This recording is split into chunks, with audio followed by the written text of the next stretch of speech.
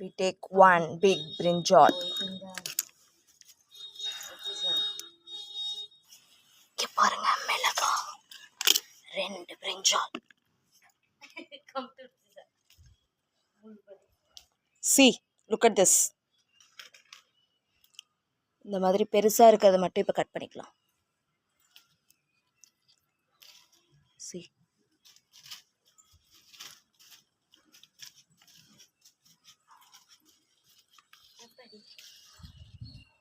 ఈవక బట్టలు ఉంది ఆవక మల్లిపూ చెట్టు ఉంది இந்த பாருங்க மிளகாய் பூ.